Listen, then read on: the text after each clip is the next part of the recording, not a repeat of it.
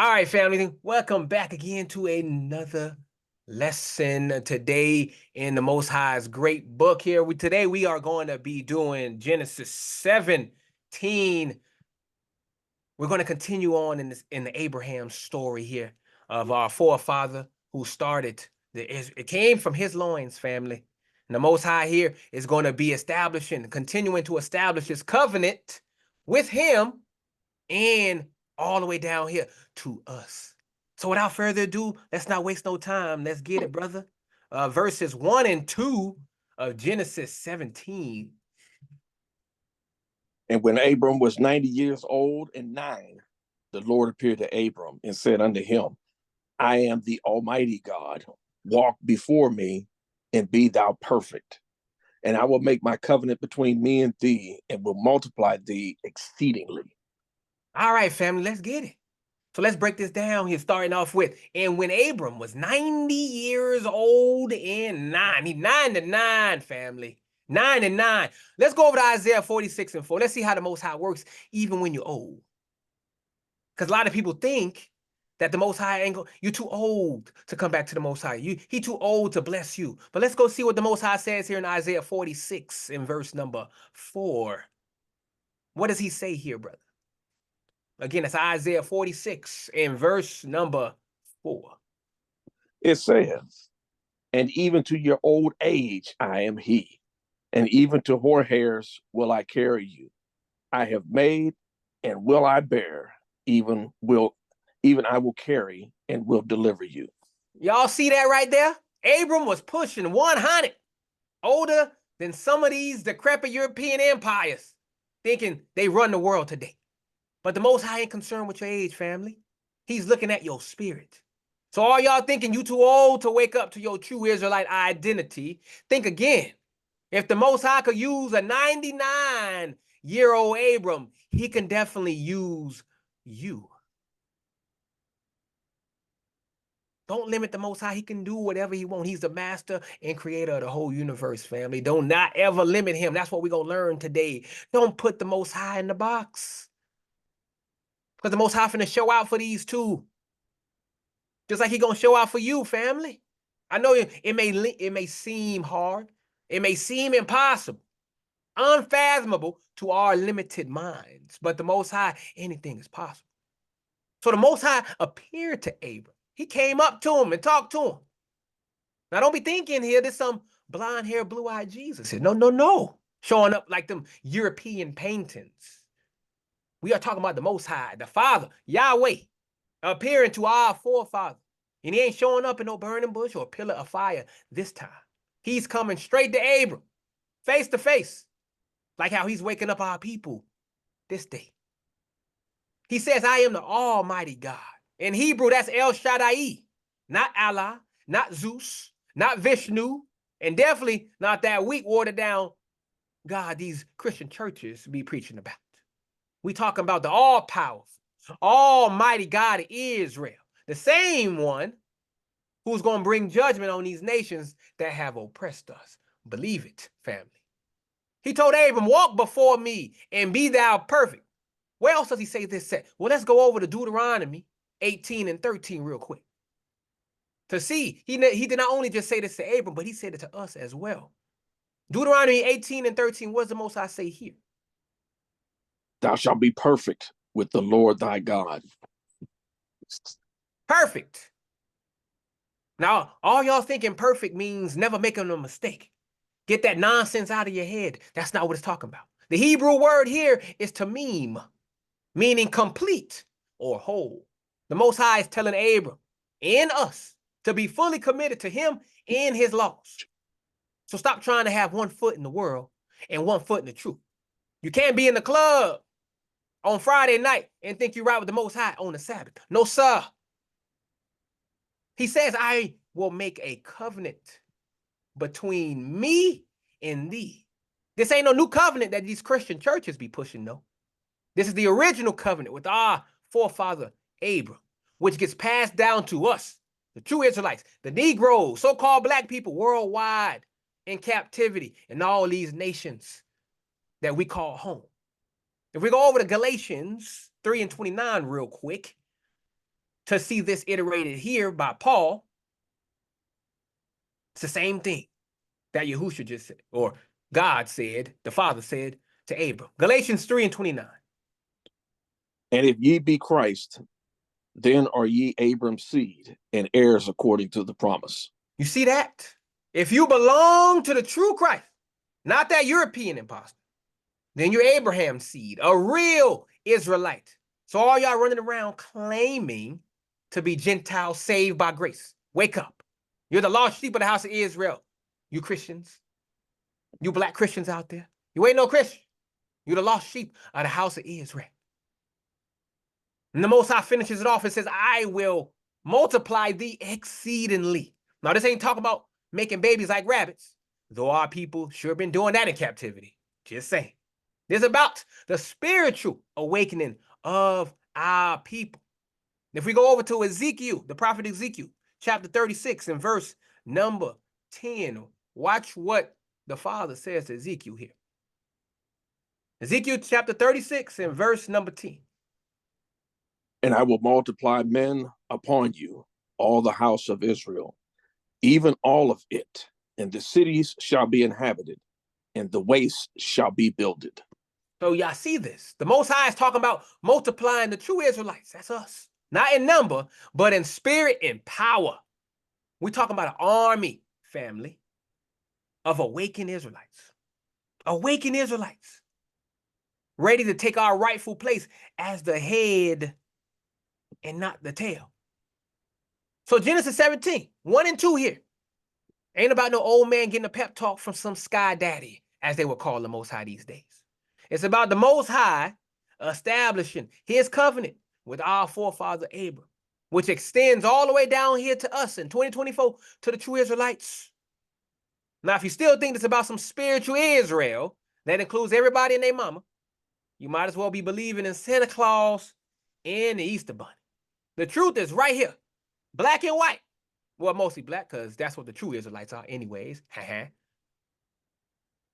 Most High's telling us to wake up, put down that ham sandwich, pick up these commandments, and get ready for the kingdom, family. Because that's what the Most High is doing. He's raising up his true seed, this remnant, the ones who believe in him, who love his people, who love him, and they following what he has told them to do. They are obeying. That's what the Most High is caring about, your spirit. You can call him on his name all the time, but if you live in foul, like a lot of our people are doing today, they say they love Jesus, but they eating pork. They love Jesus, but they gangbang. Love Jesus, but they bodies uncovered on Instagram. And then had the nerve and audacity to put God first in their bio. That's who the Most High is not putting in his kingdom, fam. You do not want to be them. You either be hot or cold, but you can't be both. You got to pick a side. Pick a side, family. Pick a team. You're going to be on the winning team or you're going to be on the losing team. The Most High will spew out all these lukewarm Christians and all these wannabe Israelites out there who it's just okay for them to know they Israel. That's good enough for them. But they pick and choose what they're going to follow in the commandments. Oh, we don't got to do that. I'm still going to eat my shrimp. I love shrimp. I grew up on shrimp. I ain't changing that. We don't got to do that. That's for them old people back there. That's who the Most High do not want, family. Don't be one of them. Trust me, it's not going to end well for them. Don't follow in their footsteps. You can only tell them so much. I know they're stubborn. I know they're hard-headed. But plant the seed and keep it moving. No need to go back and forth with them. Because only the Most High can make them change. You can't do nothing. And that's something that we need to understand as a people. Don't go back and forth. There ain't no need to. You're just wasting your breath. So let's keep it moving, though. 3 and 4 of Genesis 17 to keep it going. What does it say, brother?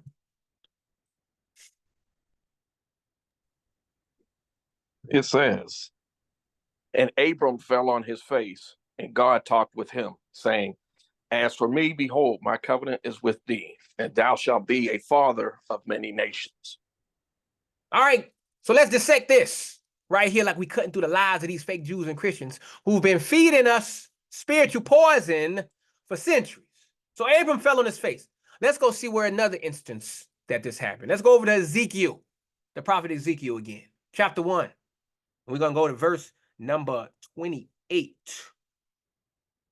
Again, that's Ezekiel 1, verse number 28. What does it say, brother? As the appearance of the bow that is in the cloud in the day of rain, so was the appearance of the brightness round about. This was the appearance of the likeness of the glory of the Lord.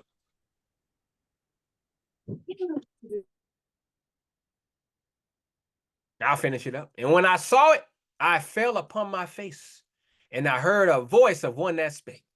So you see this right here? Abram ain't bowing to no white Jesus or some European king here. No, he's face down before the Almighty God of Israel, El Shaddai. And let me tell you, if you ain't ready to humble yourself like that before the Most High, you might as well keep watching your Netflix and eating your pork chops. Because in 2024, we got all these so-called woke Israelites thinking they can approach the Most High any old way. They walking around with their heads high thinking they special because they know their true identity. But let me tell you something, like I said before, knowing who you are ain't enough. You got to humble yourself before the Most High like Abram did. Look at these celebrities and athletes, LeBron James, Kanye West, Kyrie Irving. They might be waking up to their Israelite heritage.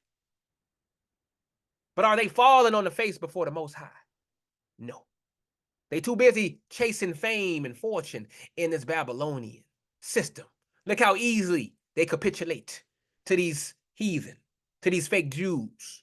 Kyrie Irving, I thought he was going to stand tough, but even he gave up. He saw that money disappear and he was like, yeah, I can't do that. Same thing with your boy, Kanye West. Look what they did to him. He capitulated. He assimilated himself back with these people again. Because the fame was too much to lose it all and humble himself before the Most High God of Israel. So the verse continues, and God talked with him, saying, now don't be thinking this is burning bush or some voice in the wind. The Most High is speaking directly to our forefather Abram. And he's still speaking to us today, family, through his word and through the awakening of our people. But if you can't hear him over your trap music and false doctrine, then that's on you. In these last days, the Most High is speaking louder than ever. Look at the signs, family. Earthquakes, wars, famines. Just like the scriptures prophesy. But our people too busy scrolling through TikTok and Instagram to notice. You got more knowledge in your pocket than the ancient world had in all their libraries, but y'all using it to watch cat videos and argue with strangers online. Preposterous, abominable behavior.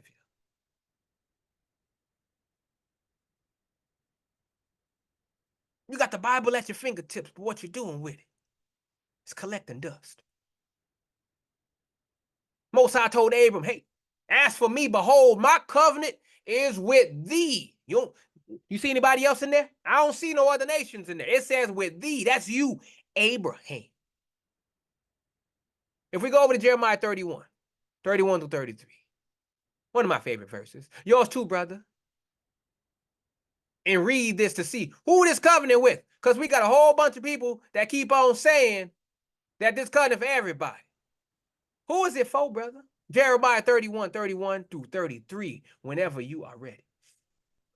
Behold, the days come, saith the Lord, that I will make a new covenant with the house of Israel and with the house of Judah, not according to the covenant that I made with their fathers in the day that I took them by the hand to bring them out of the land of Egypt, which my covenant they break.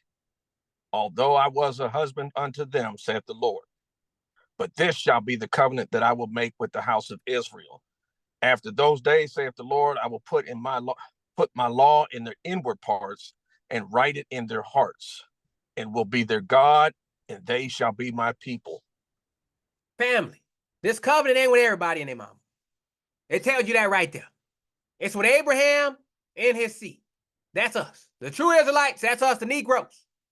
Not the fake Jews in Israel today Not these Christian churches claiming to be so-called spiritual Israel.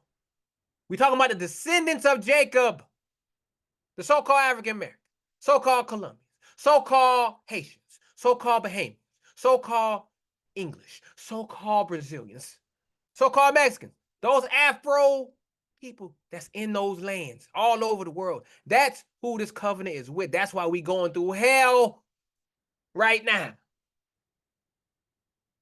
Because we in covenant with him and we ain't living up to his standards. So that's why we in hell right now, going through it on a daily basis. The Most High is refining us, but only a small remnant gonna make it through the refining process. Look what happens in 2024. Look what we got today. We got all these inclusive movements trying to water down our heritage. They want everybody to be God's children. But let me tell you something, family. The Most High ain't running no equal opportunity program. He chose Israel, and that's that. Let's go to Psalm 89 real quick. Psalm 89 and 34. Watch this. This could be another arrow in your quiver against these Christians. Where they say the covenant, he opened up the covenant. Watch what the Most High says here in Psalm 89 and 34. My covenant will I not break, nor alter the thing that is gone out of my lips. Did he say I will not? Did he say I'm going to break it? He said, I will not break it. Not break, nor alter, nor alter, nor alter. If the covenant is with Israel, northern and southern kingdom, if the covenant is with him, he says, I will not alter. So that means this so-called new covenant that they love to hide behind is for who? The same people. Pull this scripture out when you're talking to these white folks trying to say they spiritual Israel. Pull that out and destroy them. Look at how they try to erase our history in schools, family, teaching our kids that we're just African Americans with no connection to the Bible. They push this diversity and inclusion nonsense. But where's the inclusion of the truth about who we really are? Most High continues to go on. He says, and thou shalt be a father of many nations. Now here's where it gets real. All these different countries thinking they special. Please. The many nations here are the 12 tribes of Israel scattered across the four corners of the earth. How we know? Let's go to Genesis 35 and 11. Genesis 35 and 11. The Most High is talking to Jacob here. What does he say to Jacob? And God said unto him, I am God Almighty. Be fruitful and multiply. A nation and a company of nations shall be of thee, and kings shall come out of thy loins. Family, we ain't talking about no United Nations here. We're talking about the nation of Israel divided into the northern and southern kingdom, scattered among the heathen nations as punishment for our disobedience. But guess what? The Most High is gathering us back. In our day, we seeing this prophecy fulfilled right before our eyes. Look at how our people are waking up all over the world, from the streets of Chicago to the favelas of Brazil, from the barrios of Puerto Rico to the slums of Africa. Our people are waking up, remembering who they are. But don't get it twisted, family. This ain't about no skin color alone. We got some of our people with skin lighter than sand and some darker than midnight. It's about lineage and spirit.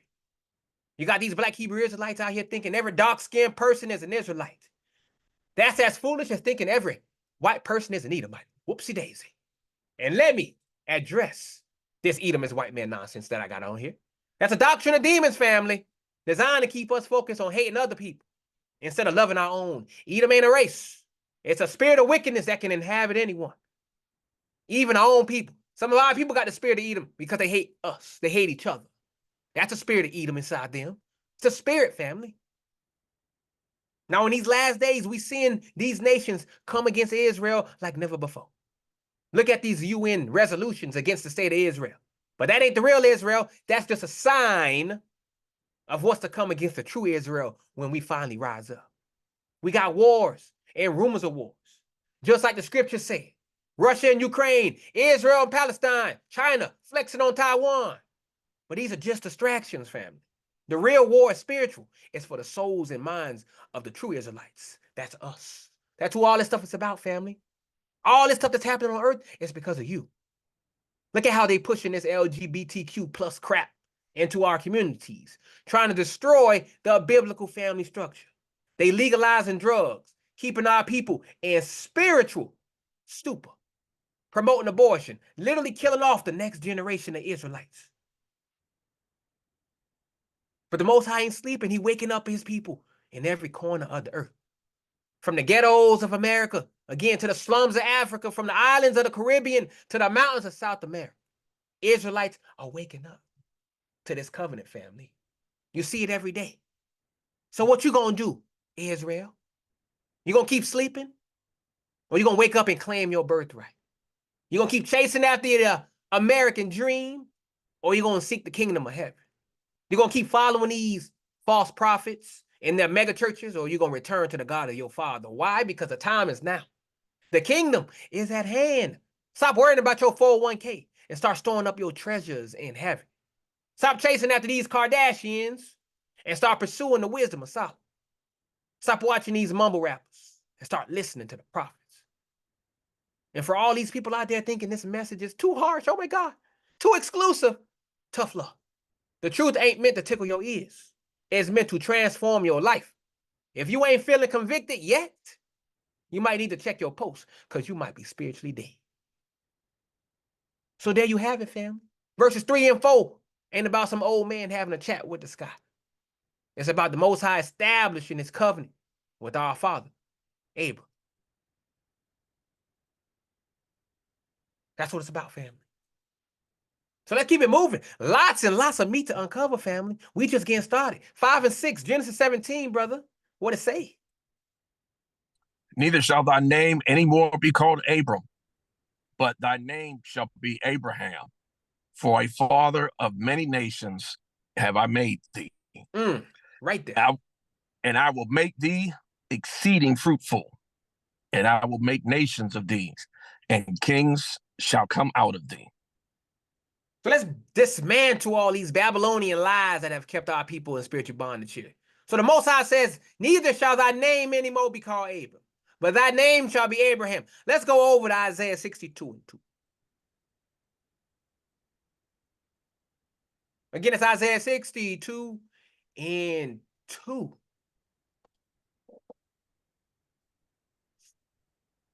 And the Gentiles shall see thy righteousness, and all kings thy glory. And thou shalt be called by a new name, which the mouth of the Lord shall name. So listen up, lost sheep.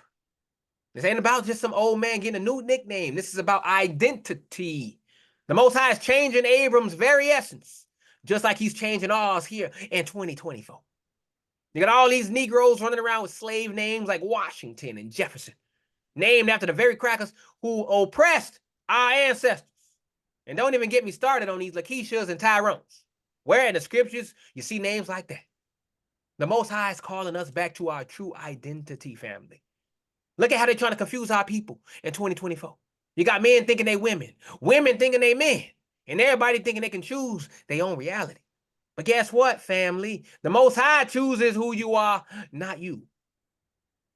The Most High tells Abram, for a father of many nations have I made thee. Let's go over to Romans 4 and 17 real quick and see Paul mentioning this as well. Again, that's Romans 4 and 17, because as I tell you, there ain't nothing new about the New Testament. It's just the same things reiterated from the old. Whenever you're ready, brother. Romans 4, 17.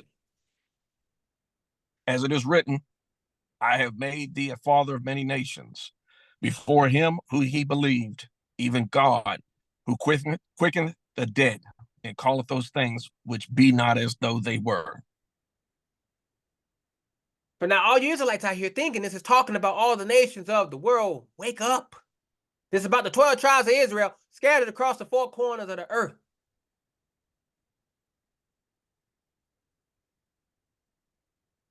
He says, I will make thee exceeding fruitful. Let's go to Deuteronomy 7 and 14. He said it to Abram's seed the same way. Again, Deuteronomy 7 and 14. Thou shalt be blessed above all people. There shall not be male or female barren among you, or among your cattle.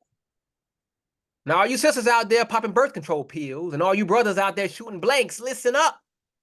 The Most High promised to make us fruitful. But this ain't just about making babies. It's about being spiritually fruitful. Because in today's day, we see our people wake up and bear fruit in every area. We got our people bearing fruit in business, in the arts, in science. But how many of y'all are bearing fruit for the kingdom? You're quick to make a TikTok video, but slow to study the law. This is what we see. Mixed up priorities. Most High says, and I will make nations of thee, just like we read before, where the Most High told Jacob that you're going to have a nation and a company of nations shall be of thee. Again, we ain't talking about the United Nations here. This is about our people, northern and southern kingdom, scattered to the four corners of the earth, fam. They're continuing to try to erase our nationhood in 2024. They want us to be global citizens now, with no connection to our true heritage. They continue to push this diversity, inclusion nonsense. But where's the inclusion of the truth about who we really are? And then the Most High hits them, and kings shall come of thee. Well, what kings we talking about here? Well, let's go to Revelation 1 and 6 to see who these kings are. Again, that's Revelation 1 and verse number 6. And hath made us kings and priests unto God and his Father. To him be glory and dominion forever and ever. Amen. Now, you Israelites out here thinking you ain't royal, wake up. We are a nation of kings and priests. But look at our people today, bowing down to celebrities, athletes, and politicians like they're gods.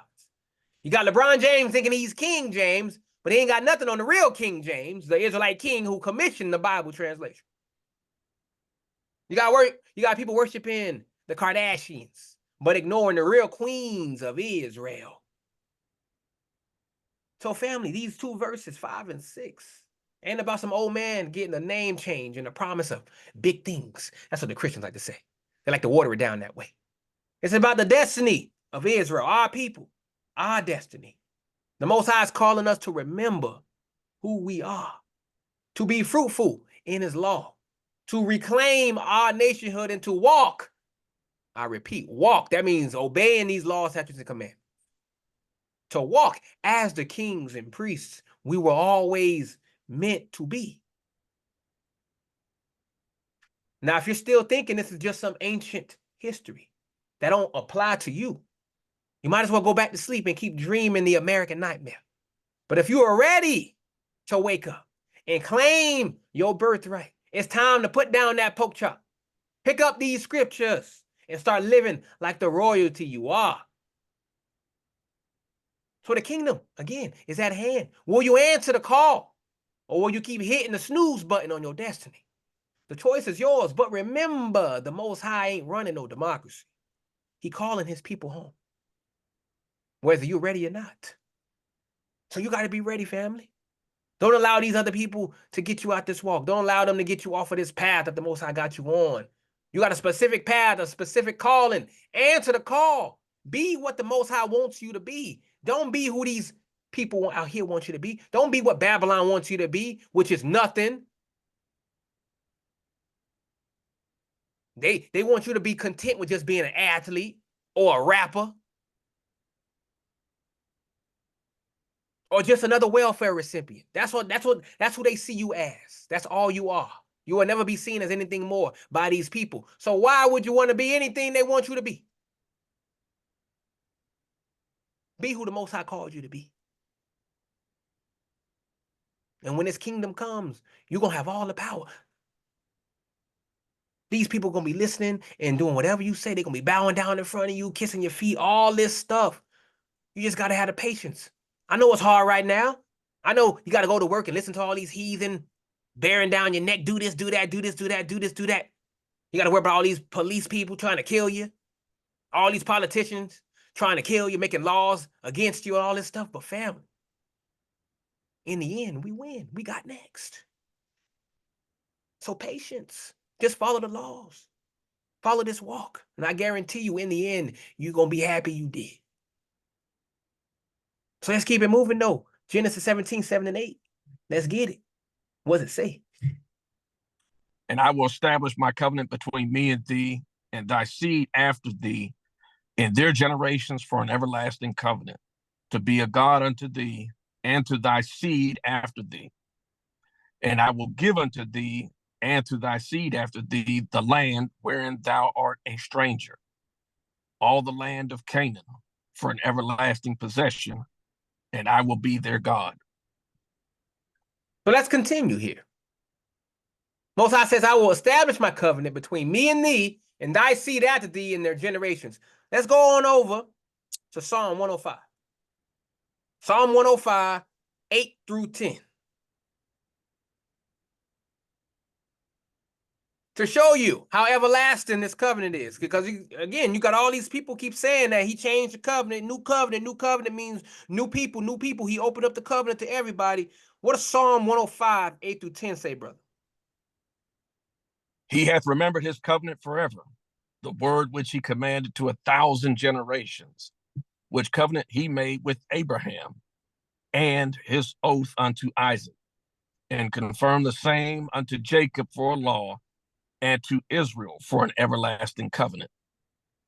So, family, this covenant ain't some temporary agreement that expires like your Netflix subscription. This is an everlasting covenant. But look at our people, 2024, making covenants with everything except the Most High. We got Israelites out here pledging allegiance to flags, swearing oaths in courtrooms, and making blood pacts with street gangs. Meanwhile, the covenant the Most High made with our forefathers is collecting dust, like them Bibles y'all use as coffee table decorations. Ooh, I know I just told on some people. My bad. My bad. The Most High is being crystal clear about who this covenant is for. He's establishing this covenant not just with Abraham, but with his seed, his descendants, Israel. That's you. And this isn't just for one generation. This is for all generations. So tell me, where did it change? The covenant is passed down like a royal inheritance from Abraham to Isaac to Jacob and right down to you, Israelites, today. This is your birthright, your legacy, your inheritance. So the Most High continues. He said, to be a God unto thee and to thy seed after thee, which shows the exclusive relationship between the Most High and us. Again, as we read before, this covenant is between Judah and Israel, northern southern kingdom, all Israelites. Now, all you Israelites out there today that's thinking you can worship whatever God you want, you better wake up and pay attention. The Most High ain't running no spiritual buffet where you can pick and choose. He said he will be our God, not one of many gods. But our people today, what we doing? We worshiping money, celebrities, and our own selves. We got Israelites bowing down to Buddha statues, praying to Catholic saints, and following these new age gurus. Meanwhile, the God of Abraham, Isaac, and Jacob is calling out to you, but y'all too busy doing yoga and burning sage to hear him. Oh, that's right. We don't want to hear his voice. We'll run everything else but him because we know with him, he requires you to do something. These other gods out there, you could do whatever you want to do, and they'll bless you. Money will bless you. You can do whatever you want to do, and you'll still get money. You can kill people, get money. They don't discriminate. But with the Most High Yah, he expects a certain standard, and you got to meet his standards. Our people don't want to meet those standards. They are comfortable doing evil.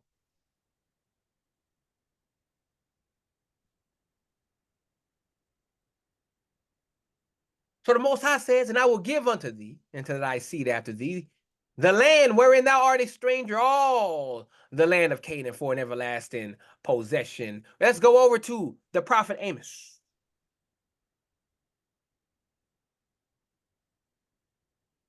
Amos 9 and 15 here. To see Amos reiterating what the Most High just said to Abraham. Again, Amos 9 and 15. And I will plant them upon their land, and they shall no more be pulled up out of their land, which I have given them, saith the Lord thy God. Now, family, this ain't talking about that little strip of land in the Middle East that them fake Jews are occupying today. We're talking about the whole land of Canaan, from the Nile to the Euphrates. The Most High giving it to us. This isn't something we have to earn or negotiate for. It's a gift from the Most High, a divine inheritance that's handed down from generation to generation. But look at our people today, fighting over scraps of land in the hood, getting gentrified out of our own neighborhoods and thinking a 2-bedroom apartment is the promised land. Meanwhile, the Most High has promised us a land flowing with milk and honey. But we all too busy chasing this American dream to claim our true inheritance. He says, I will be their God, their God, their God. He didn't say everybody's God. I will be their God. Let's go over to Ezekiel 37 and 27. Where the Most High promises this here as well. Again, that's Ezekiel chapter 37, verse 27. My tabernacle also shall be with them. Yea, I will be their God, and they shall be my people. This right here is the heart of the covenant, Israel. The Most High ain't just giving us land and blessings. He's giving us himself. But how many of y'all are truly seeking him in 2024, right now, at this hour? How many? We got Israelites out here seeking validation from social media, seeking comfort in drugs and alcohol, seeking love in all the wrong places. Meanwhile, the creator of the universe is saying he wants to be your God, but we too busy being our own gods to notice. So let me break it down for you in 2024 terms, shall we? The covenant is like the ultimate contract, family, signed in the blood of our forefathers and renewed in the blood of Christ. It's a deal that makes Amazon Prime look like chump change. Yes, I said it. But instead of claiming our benefits, we're out here violating the terms and conditions. We're worshiping false gods like celebrities and politicians, defiling the land with our wickedness. We're forgetting our true identity and chasing after the ways of the heathen. You got these mega churches talking about claiming your blessings, but they won't tell you about claiming your true identity as an Israelite. They'll tell you how to get a new car, but they won't tell you how to get right with the Most High. Let that sink in for a minute. All this worldly stuff, but they ain't gonna tell you nothing spiritual. Because they spiritually dead, family. They on life support. So what you gonna do, Israel? You gonna keep playing church? Or you gonna start living the covenant? You gonna keep chasing this American dream out here, worldwide, this Babylonian system? Or you gonna wake up and claim your divine inheritance? You gonna keep following these false prophets in their designer suits? Or you gonna return to the God of your fathers? We need to stop worrying about our credit score and start focusing on your righteousness score. Stop chasing likes on Instagram and start seeking the approval of the Most High. Stop watching these reality TV shows and start living in the reality of your covenant.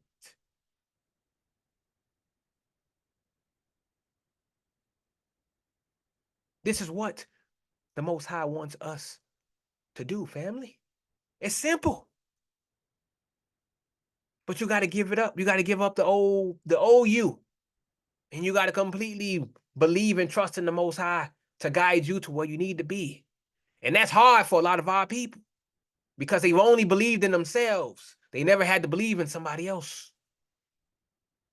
But through the Most High, yeah, you can do anything. I used to be the most selfish person out there. That ain't me no more. Because the Most High changed me. And if he could change me from not even believing in him to teaching his word like I am, then what can he do for you? Marinate on that. But while you doing that, we're going to move on to the next verses. 9 and 10, brother. whenever you are ready. And God said unto Abraham, thou shalt keep my covenant, therefore, thou and thy seed after thee and their generations.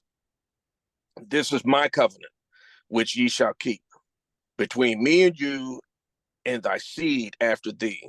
Every man child among you shall be circumcised. So let's focus on this first part. God said unto Abram, thou shalt keep my covenant, therefore thou and thy seed after thee and their generations. Let's go to Deuteronomy 7 and 9 to show you where this is repeated. Deuteronomy 7 and 9 to the offspring of Abraham here. What to say, brother? Know therefore that the Lord thy God, he is God, the faithful God, which keepeth covenant and mercy with them that love him and keep his commandments to 1,000 generations. 1,000 generations. This ain't some optional agreement you can opt out of, like them terms and conditions you never read, family. This is a divine mandate from the Most High himself. The Most High is saying this covenant isn't just something to agree with. It's something you must live by, protect, and uphold. But what are people doing today? We breaking covenants left and right.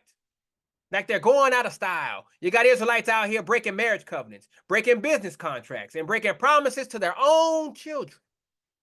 Meanwhile, the covenant the Most High made with our forefathers is being treated like last year's New Year's resolution. No thoughts to it. You got the so-called woke Israelites thinking they can pick and choose which parts of the covenant to follow. They'll wear fringes and grow beard, but won't keep the Sabbath or abstain from pork. You think the Most High is running some kind of spiritual buffet? No, he's not. You can't load up your plate with the easy stuff and skip the hard parts, family. All of it. He wants you to do all of it. Most High says, this is my covenant, which ye shall keep between me and you and thy seed after thee. Let's go to Exodus 19 and 5. Again, Exodus 19 and 5. Says the same thing here. Now, therefore, if ye will obey my voice indeed and keep my covenant, then ye shall be a peculiar treasure unto me above all people, for all the earth is mine. So all you Israelites out there thinking you can blend in with the heathen nations, listen up. Most High called us to be a peculiar people, not some watered down, politically correct version of ourselves. Peculiar. But are we doing that today? No, we don't. We're trying so hard to fit in with Babylon that we've forgotten who we are.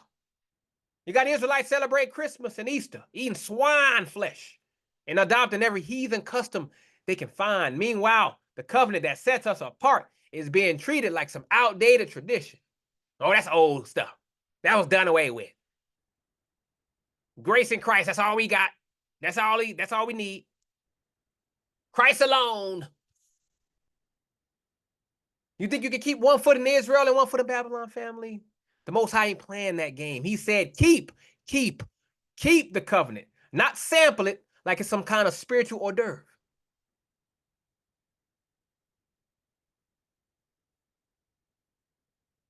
This ain't optional, family. Then he says, every man child among you shall be circumcised. What circumcision we talking about here? What is this a physical reality of? Romans 2, 28 and 29 will tell you.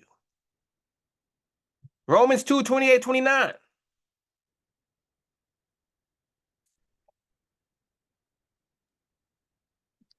For he is not a Jew, which is one outwardly, neither is that circumcision, which is outward in the flesh.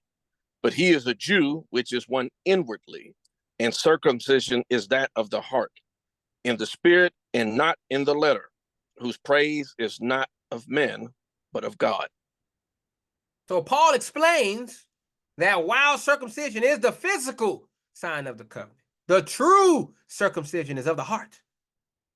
This means that the physical act must be accompanied by a heart that's committed to the Most High's covenant, living in obedience, in faithfulness. That's what it's about, family. This covenant, again, is like a divine contract signed in the blood of our forefathers and sealed with the mark of circumcision. It's a deal that makes our cell phone contract looks like child's play. That's what it's about, family. We got to be obedient. Just as Abraham was commanded to keep the covenant and pass it down to his descendants, you are also commanded to live in obedience to the Most High's covenant. This means living according to his law, statutes, and commandments, not just as a ritual, but as a way of life. Your faithfulness to this covenant, Israel, is a testament to your identity as an Israelite. So are you living in a way that reflects your identity as a chosen people? Are your actions, words, and thoughts aligned with the Most High's commandments? Remember, the true circumcision is of the heart, which means your entire being should be dedicated to the Most High. The covenant isn't just for you. It's for your children and their children after them. Are you teaching your children about their heritage, their identity as Israel, and their responsibility to keep the covenant? Why? Because this is an internal obligation. And it's your duty, that the next generation understands their place in the covenant. I mean, we got all these prosperity preachers out here today talking about name it and claim it. But they won't tell you to name and claim your true identity as an Israelite. They'll tell you how to get a bigger house, but they won't tell you how to build a spiritual home in the Most High. So Israel, I keep asking, what you gonna do?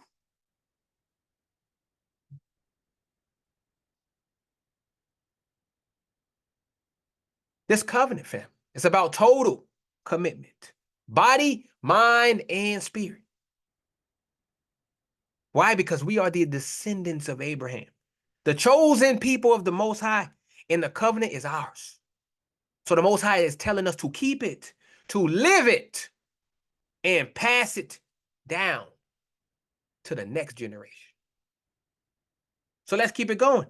17, verses 11 through 12. And ye shall circumcise the flesh of your foreskin, and it shall be a token of the covenant betwixt me and you. And he that is 8 days old shall be circumcised among you, every man child in your generations, he that is born in the house, or bought with money of any stranger, which is not of thy seed. So the Most High says, and ye shall circumcise the flesh of your foreskin. What is this a physical sign of? Jeremiah 4:4. What is this pointing to? What spiritual sign is this pointing to? Jeremiah 4:4 will tell you, just like Paul did. Circumcise yourselves to the Lord, and take away the foreskins of your heart, ye men of Judah and inhabitants of Jerusalem, lest my fury come forth like fire, and burn that none can quench it, because of the evil of your doings. So this ain't just about some physical operation, family. This is about cutting away the flesh of your sinful nature. But our people today are more concerned with circumcising their bank accounts than their hearts. You got Israelites out here quick to go under the knife for liposuction, but won't cut away their gluttony. You'll trim your beard, but won't trim your pride. You'll cut your hair, but won't cut the ties with your wicked ways. The Most High is calling for a spiritual circumcision, but y'all too busy watching World Star to hear him. So why circumcision? Why the Most High want them to do this right here? Because it's a sign that affects the most intimate part of a man's body. It's a daily physical reminder, family, back then, that Israel is set apart, different from the nations around them. Why? Because the flesh represents the natural physical side of humanity. And circumcision is a sign that Israel's flesh is under the authority of the Most High, a symbol that Israel is to live not by the flesh, but by the Spirit. That is what the Most High is communicating here. Then he says it's going to be a token of the covenant betwixt me and you. When we go over to Paul, Romans 4:11 here, to see this reiterated again. Romans 4:11. What does Paul say?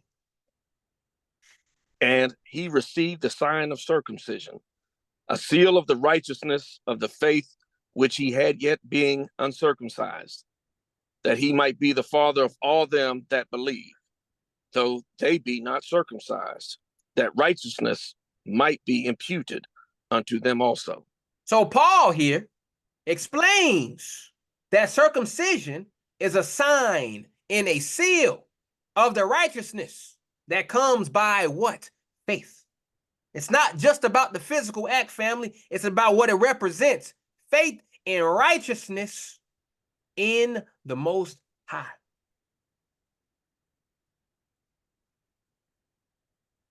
So we got all these Israelites out here thinking they can wear Star of David, quote unquote Star of David. Not really the Star of David.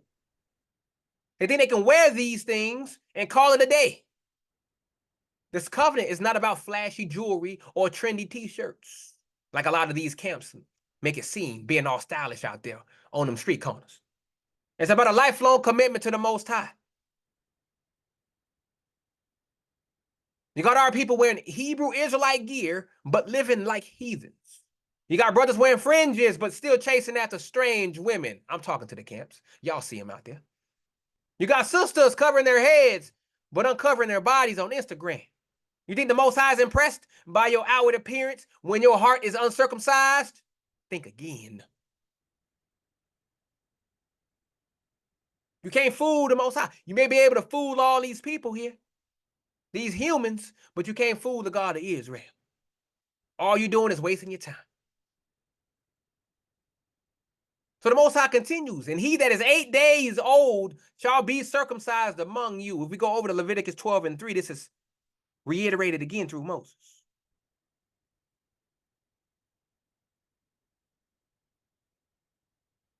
Leviticus 12:3. And in the 8th day, the flesh of his foreskin shall be circumcised. He that is 8 days. Why the 8th day? Because family, the number 8 represents new beginnings. The Most High is saying that on the 8th day, the child is to be circumcised, marking what? The start of their covenant relationship with him. This isn't just a random day. This is the Most High setting the stage for something deeper. The 8th day symbolizes a new creation, a fresh start, and it's a prophetic hint at what's to come through Christ.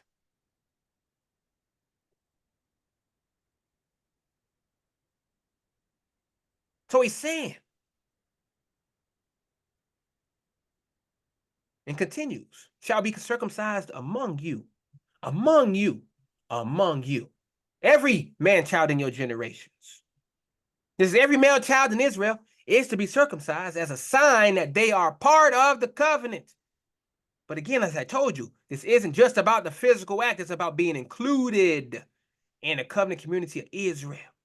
This inclusion is key. Why? Because it points to the future restoration of all Israel, including the northern kingdom. This ain't talking about nobody else, family.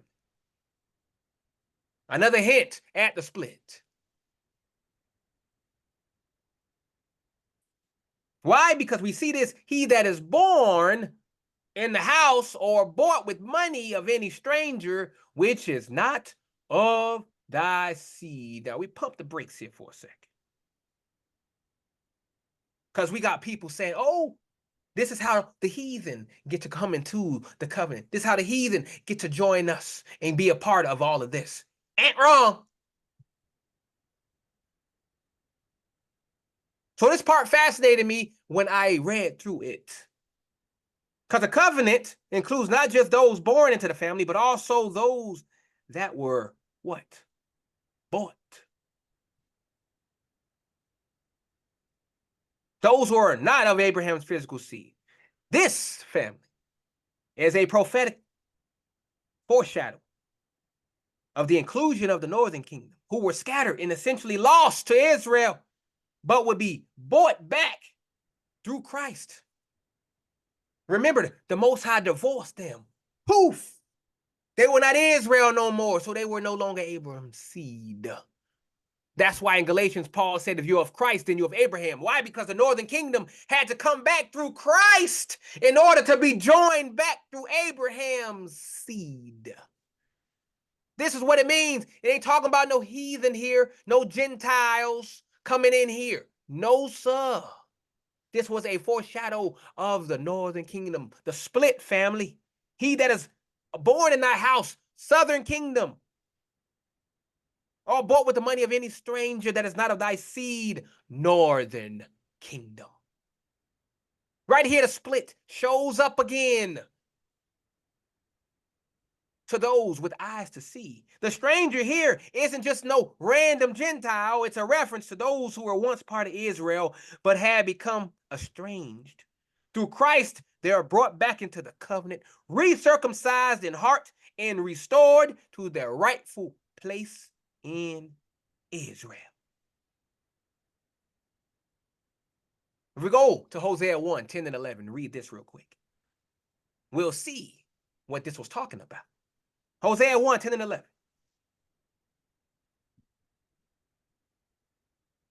Yet the number of the children of Israel shall be as the sand of the sea, which cannot be measured nor numbered. And it shall come to pass that in the place where it was said unto them, Ye are not my people, there it shall be said unto them, Ye are the sons of the living God.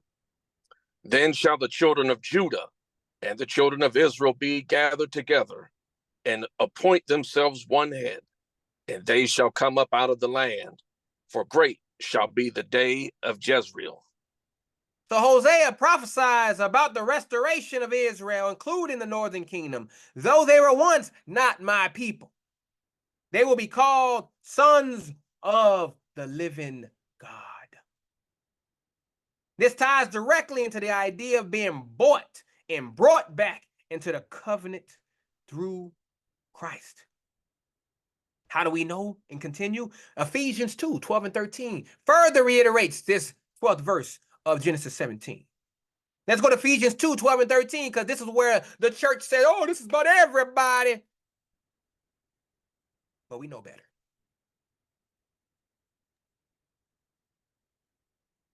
Whenever you're ready. Ephesians 2, 12 and 13.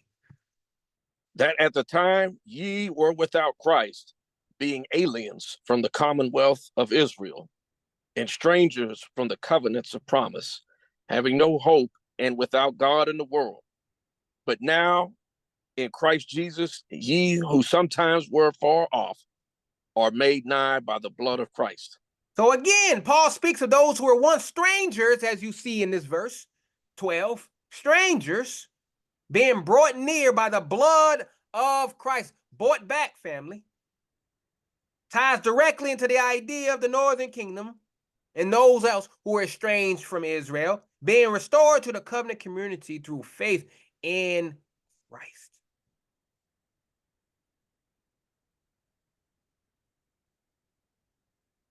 So I hope that makes sense, family. I hope I was able to break that down, because a lot of people get confused when they see these strangers and all these different things. You got to understand the context of who it is talking about. Which is why you got to read the Bible and not just listen to any old Tom, Dick, and Harry out there. No, sir. Read it for yourself, and the Most High will give you the knowledge, wisdom, and understanding to know who these strangers are. The Most High is foreshadowing again, family. That's this whole book, this Genesis, is about the foreshadowing of what is going to come to our people. He's showing us before it happened. You just got to have the eyes to see in order to understand what he's talking about. So let's keep it moving, though. We go over to 13. What are we on? 13 and 14? Yes, 13 and 14. Genesis 17. Okay. He that is born in thy house, and he that is bought with thy money, must needs be circumcised, and my covenant shall be in your flesh for an everlasting covenant. And the uncircumcised man child, whose flesh of his foreskin is not circumcised, that soul shall be cut off from his people. He hath broken my covenant. Broken. Wow. So born in thy house versus born with thy money. There's that distinction again. Again, this ain't about slaves and servants. This is a prophetic foreshadowing of the split between the southern and northern kingdom. The born in thy house represents Judah, Benjamin, Levi, the southern kingdom, that stayed somewhat faithful. The bought with thy money, that's the northern kingdom, the 10 tribes that went astray and they had to be bought back with the blood of Christ. If we go over to Hosea 3 and 2, here's more of this being bought. Again, Hosea 3 and verse number 2. So I bought her to me for 15 pieces of silver, and for a homer of barley, and a half homer of barley. So this verse in Hosea talking about God buying back the northern kingdom. See the connection? It's not rocket science, people.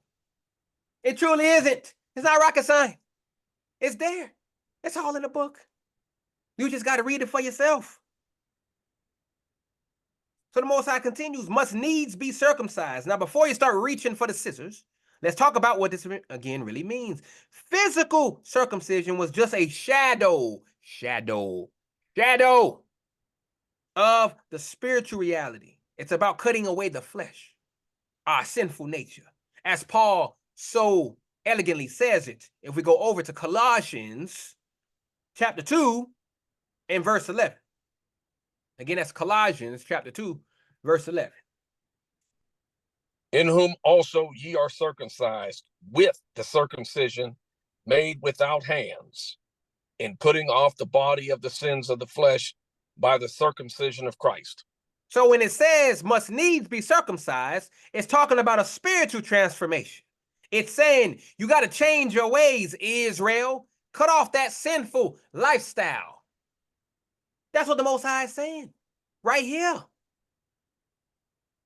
He ain't saying nothing different, family.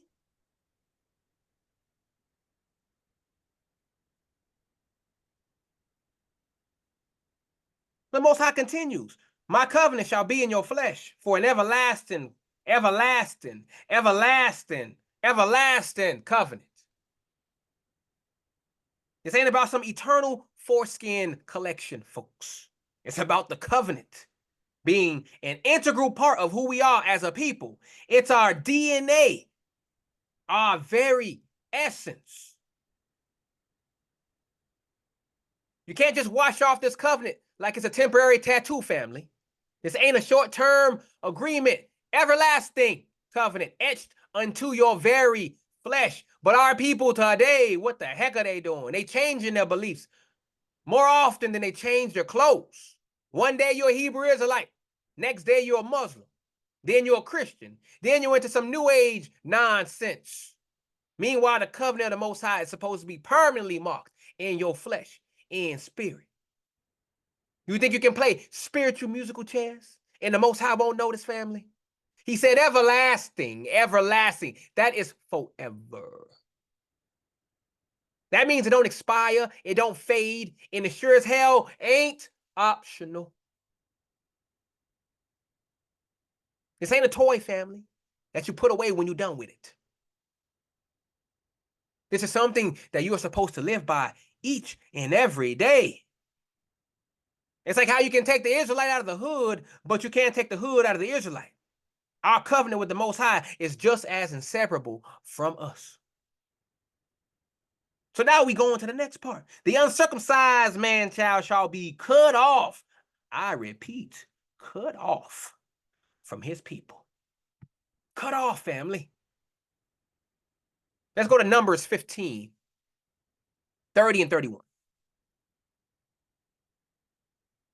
Again, that's Numbers 15, 30 and 31. Why is this person being cut off here? But the soul that doeth aught presumptuously whether he be born in the land or a stranger, the same reproacheth the Lord, and that the soul shall be cut off from among his people. Because he hath despised the word of the Lord, and hath broken his commandment, that soul shall utterly be cut off. His iniquity shall be upon him. Cut off. This right here is the part that'll have these soft cotton candy preachers shaking in the designer shoes. The Most High ain't playing games, family. He's saying if you don't keep this covenant, you are cut off, cut off, cut off. If you refuse to change, you steadily cling to your old ways and reject the covenant, you are cutting yourself off from his people. What are people doing though in 2024 though? They acting like they can pick and choose which laws to follow. You got Israelites out here who argue all day about fringes and beards, but they breaking every other commandment in the book. You cannot cherry pick the easy parts of the law and ignore the rest. The Most High says you are cut off. Just like a rich person can cut off his son from his inheritance, same way Most High doing right here. If you don't want the inheritance, you want to go out there living foul like a heathen, guess what? You ain't going to get no inheritance like the heathen.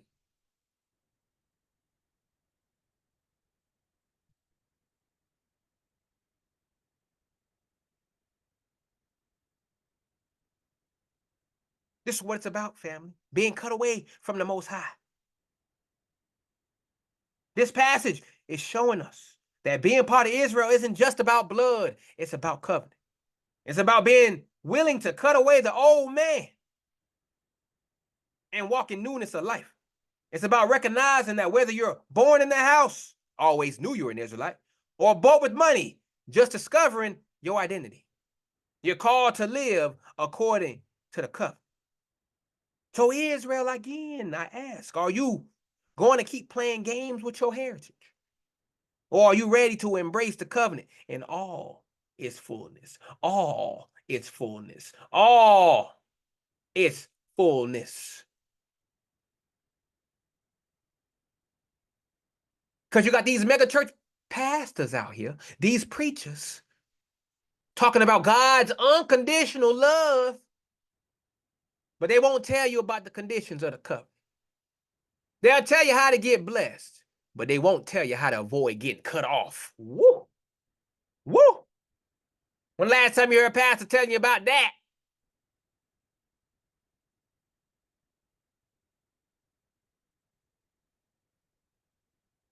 You're either in or you out. There's no lukewarm option here, family. We all know what the Most High gonna do to those who are lukewarm. He is gonna spit you out. So do not be spiritual vomit, Israel, in the mouth of the Most High. Embrace this covenant.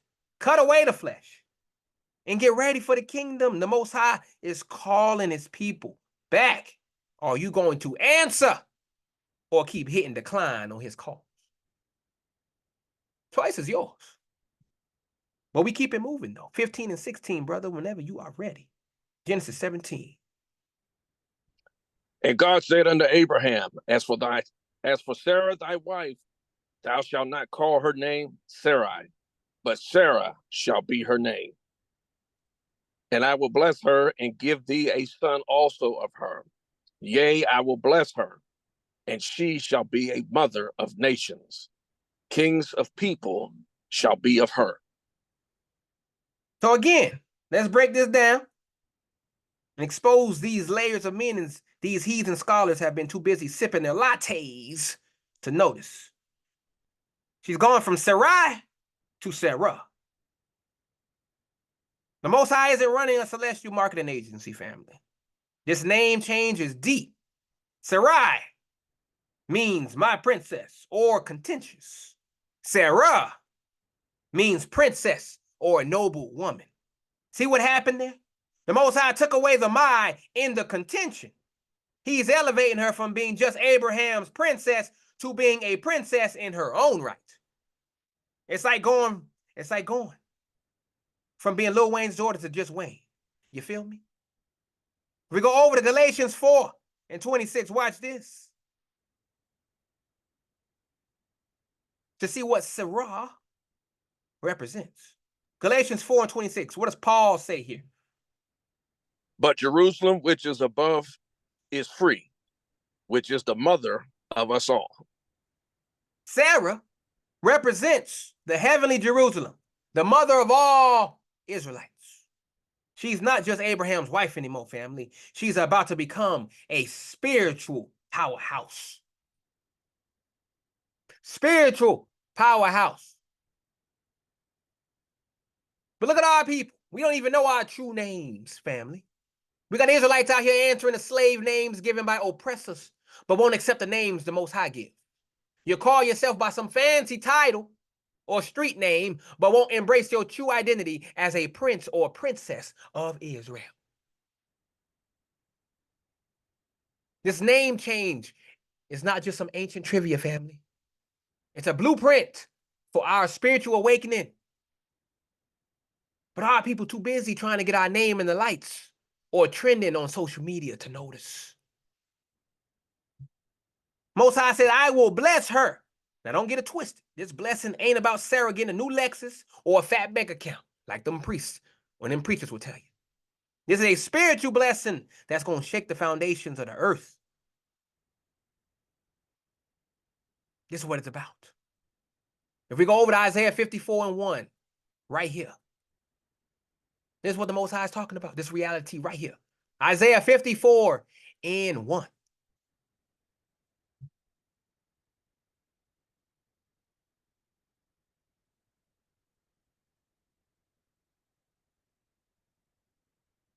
I don't know if you muted, brother. Sing, O barren, thou that did not bear. Break forth into singing and cry aloud, thou that did not travail with child. For more are the children of the desolate than the children of the married wife, saith the Lord. Y'all see that right there?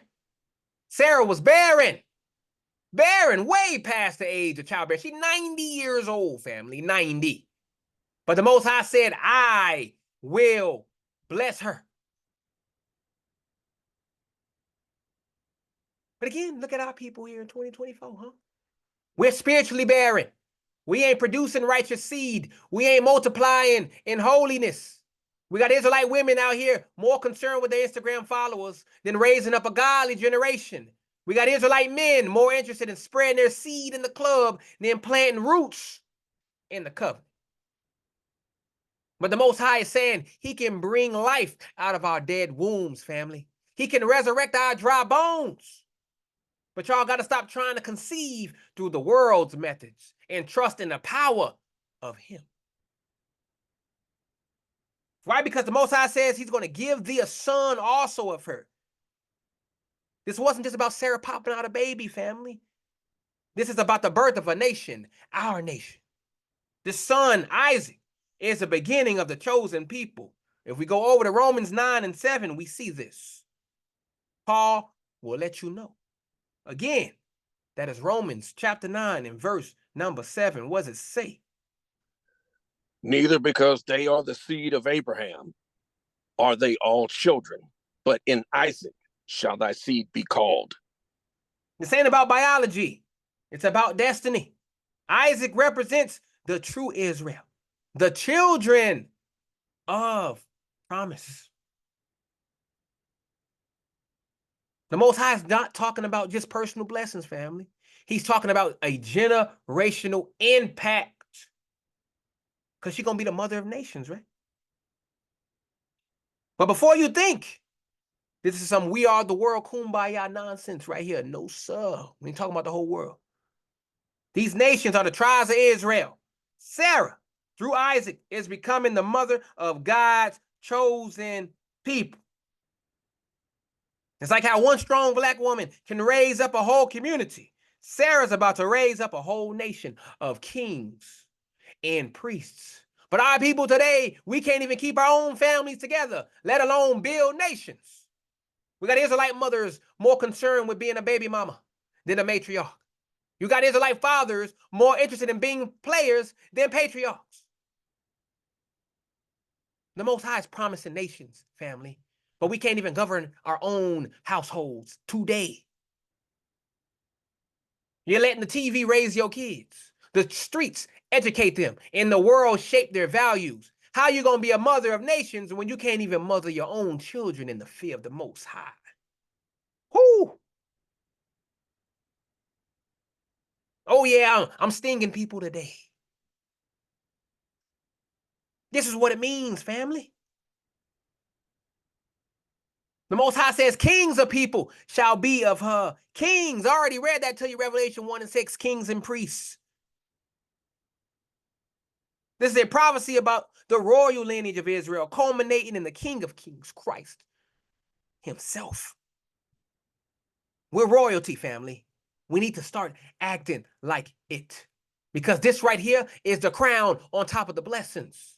The Most High ain't just promising ordinary offspring. He's promising royalty. But are we acting like royalty in 2024? No, we're not. You got Israelites calling themselves kings and queens, but they living like peasants. You'll wear a crown on your head, but your mind is filled with slave mentality. You'll call yourself royalty on social media, but you're bowing down to every worldly trend and demonic influence. Ooh, ooh, ooh. The Most High is saying kings shall come from Sarah, but y'all out here raising slaves to the system.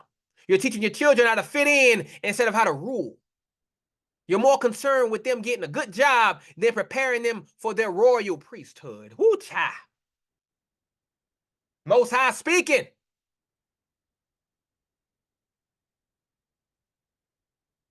So let me break down this verse to you in 2024 terms so you can truly understand. This blessing on Sarah is like a divine stimulus package, like we got with COVID. Y'all remember that? But instead of a one-time check, family, it's an everlasting flow of power and authority. It's a promise that makes our wildest dreams look like small change. But instead of claiming this small blessing, family, we're out here begging for crumbs from Babylon's table. We're more excited about tax refunds than we are about our divine inheritance. We're teaching our children to climb the corporate ladder instead of showing them how to sit on thrones. Whew. You got these lukewarm preachers out there talking about living your best life now, but they won't tell you about the royal bloodline you're connected to, Israel. They'll tell you how to get a promotion at work, but they won't tell you how to take dominion as kings and priests. So Israel, I ask, you gonna keep playing subject, or you gonna start living like royalty? You gonna keep bowing down to the gods of this world, or you gonna wake up and claim your throne? You gonna keep following these false prophets who promise worldly success, or you gonna return to the God who promises nations and kings?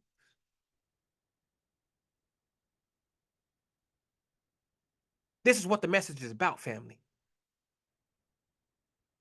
The truth ain't meant to keep you comfortable in your mediocrity. It's meant to elevate you to your divine destiny.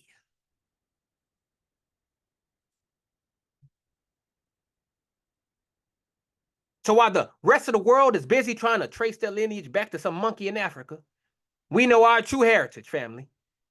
We're the children of Sarah, the princess, the mother of nations and kings. So next time you are feeling low, remember this. You're not just some random person trying to make it in this world. You are royalty. You're part of a divine plan that's been in motion since before Sarah got her new name. So you stand up, you straighten that crown, and you start living like the kings and queens we were destined to be. So let's get some more knowledge, huh? Let's get some more meat. Let's get some more meat on this bone. 17 and 18, baby. What we got? Genesis 17. Then Abraham fell upon his face and laughed, and said in his heart, shall a child be born unto him that is 100 years old? Mm. And shall Sarah, that is 90 years old, bear? And Abraham said unto God, oh, that Ishmael might live before thee. So Abraham fell on his face and laughed, huh? Well, let's go see where this is referenced at. If we go over to Psalm 126 and 2. Again, that's Psalm 126 and 2. Then was our mouth filled with laughter, and our tongue with singing. Then said they among the heathen, the Lord hath done great things for them. So Abraham, the father of our faith, fell on his face and laughed. But this ain't no comedy show, family.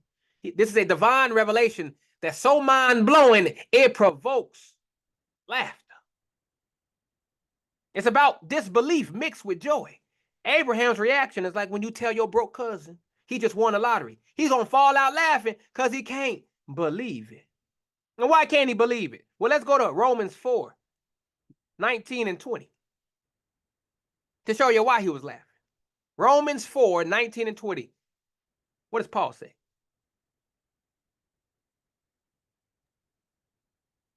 And being not weak in faith, he considered not his own body now dead, when he was about 100 years old, neither yet the deadness of Sarah's womb.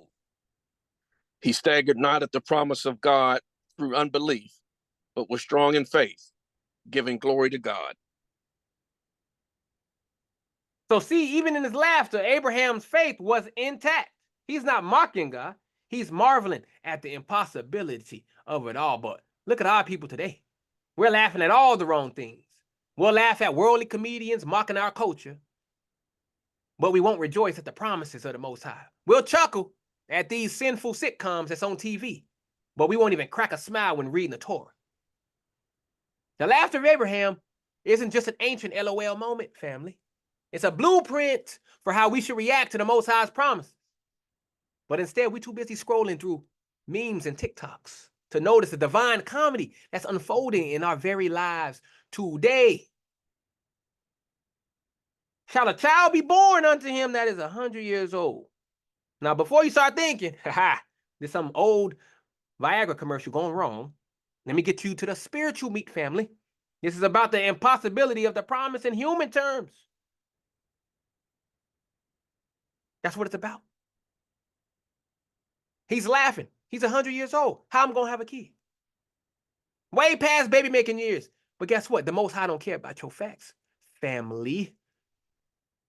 Today, we're spiritually impotent. Today, we can't produce anything of value because we're too old in our sins, too set in our worldly ways. We got Israelite men out here shooting blanks when it comes to righteousness, and Israelite women with wombs too dry to nurture any godly seed. But the Most High is saying he can bring life out of your dead situations. He can make your dried up dreams flourish.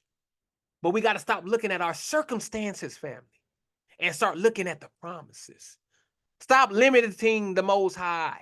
He can do what he wants. Trust me. I know it sounds impossible, unfathomable even, but guess what? With the Most High Yah, anything is possible. Anything is possible. Then Abraham said, oh God, oh Ishmael might live before thee. He said, hey, take Ishmael. We already got Ishmael right here. You don't got to give us another kid. We already got him right here. And we all know Ishmael came from Hagar in the last chapter. Now, this right here is where Abraham shows his humanity, and it's a warning to all of you. He's trying to substitute God's perfect plan with his own imperfect solution. That's what he's doing right here, family. He's saying, hey, I've already got a son. Can't we just roll with that? It's like when you've been hustling on the streets and the Most High calls you to ministry. You're like, but I've already got this hustle going. Can I just keep doing that? Because when the Most High calls you, whatever you're doing, you got to stop doing it and come on over. But we're doing the exact same thing, ain't we, though, family? We got Israelites trying to fulfill prophecy through carnal means. We're trying to build the kingdom with worldly wisdom instead of divine instruction.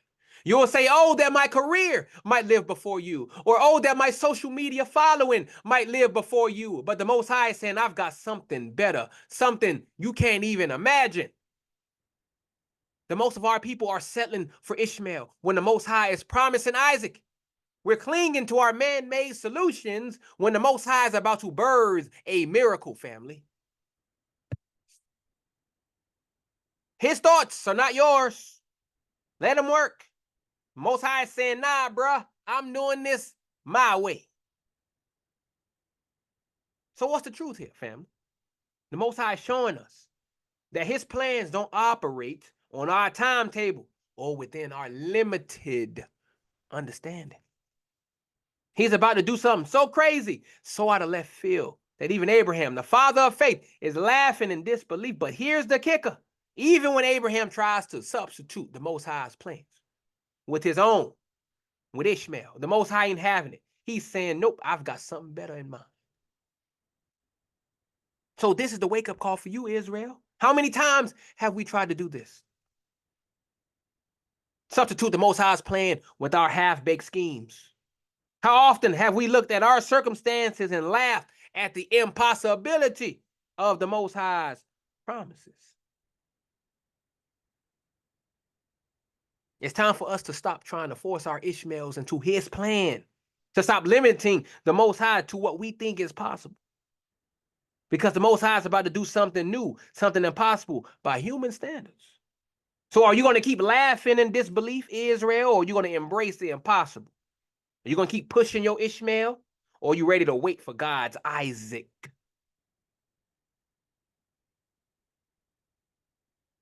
Remember, the Most High specializes in the impossible. He took a 100-year-old man and a 90-year-old woman and started a nation. What do you think he can do with you if he can stop limiting? If you stop limiting him? So you straighten up that face.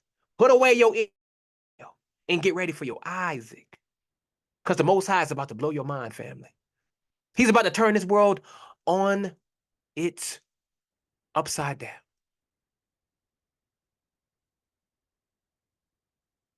He's going to do something that you ain't going to be able to believe. These heathen can't believe it. You tell them, hey, we're going to rule you. Hey, we're going to be in charge.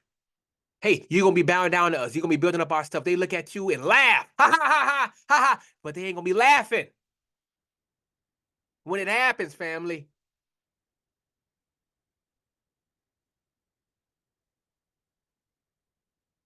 So do not put the Most High in the box. Keep all your options open. And believe and have faith that he will do what he do, even if it sounds impossible. So let's keep it moving, though. 19 and 20, Genesis 17. We almost there, family. Almost there. And God said, Sarah, thy wife shall bear thee a son indeed, and thou shalt call his name Isaac. And I will establish my covenant with him for an everlasting covenant, and with his seed after him. And as for Ishmael, I have heard thee. Behold, I have blessed him, and will make him fruitful, and will multiply him exceedingly. 12 princes shall he beget, and I will make him a great nation. So y'all see this right here.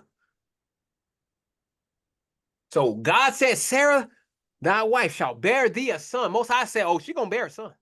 You can laugh all you want to, Abraham. She gonna bear a son. Trust that. Trust that. Guaranteed. If we go over to Hebrews 11 and 11. The writer writes here in Hebrews 11 and 11. What does he say? Through faith, also Sarah herself received strength to conceive seed, and was delivered of a child when she was past age, because she judged him faithful who had promised. So the Most High is laying down the law here. He's not suggesting. He's not asking. He is declaring.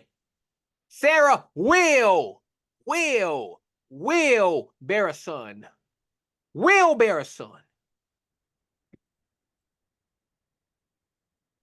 The Most High is saying, yo, Abraham, I know you got Ishmael over there. I see him. But this is the son I'm talking about. This is the real deal. But our people today, we can't even bear fruit in our own lives. We got Israelites out there who can't even produce a single righteous thought, let alone a righteous heir. Why? Because we're more concerned with bearing the latest fashion trends than bearing fruit for the kingdom. We can't lie about that, family. We got to be swaggerlicious. So the Most High is not just announcing some ancient baby here. It's a blueprint for how the Most High operates. He speaks and it happens. He speaks and it happens. He declares it and it comes to pass.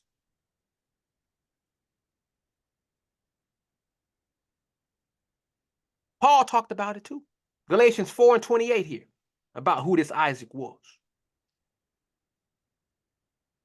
Okay, that's Galatians 4:28. 4:28. Now we, brethren, as Isaac was, are the children of promise. See, Isaac ain't just a baby family. He's the promise personified. The Most High said, thou shalt call his name. Shall call his name. Isaac. Now, before you think the Most High playing games, peep this. Isaac, which is Yitzchak in Hebrew, means he laughs or he will laugh. So this name is a divine clapback to Abraham's laughter disbelief. The Most High is saying, oh, you think this is funny? Wait till you see what I'm about to do. So, oh, you laughing now, but wait, watch this. Same with these nations out here. They laughing now, family. They laughing when you're telling them what's going to happen in the end. But guess what? We going to be the ones laughing at that time. We going to be the ones laughing. So he's going to establish this covenant with Isaac for an everlasting covenant and with his seed after him. And we read that already back in Psalm 105. But a lot of these Israelites out here thinking that the covenant is old news. But the Most High is saying this covenant is everlasting. It don't expire. It don't get outdated. And it sure as hell hasn't been replaced by some new covenant that lets everybody in.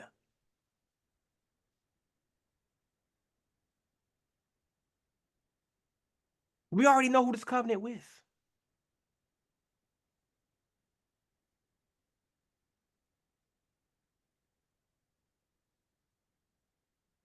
But this is how it is, baby. This is how it is. Our people today in 2024, we're nothing but covenant breakers. We can't even keep our marriage vows, let alone a divine covenant. We got Israelite men out here making babies, but not making commitments. Israelite women more faithful to their hair extensions than to the laws of the Most High. Whoopsie daisy. But the Most High is saying this covenant is passed down through the seed. It's in your DNA, Israel. But we're all out here trying to genetically modify ourselves to fit in with the heathen nations. So the Most High acknowledges Ishmael here. He's like, hey, I see him. I've blessed him and will make him fruitful and will multiply him exceedingly.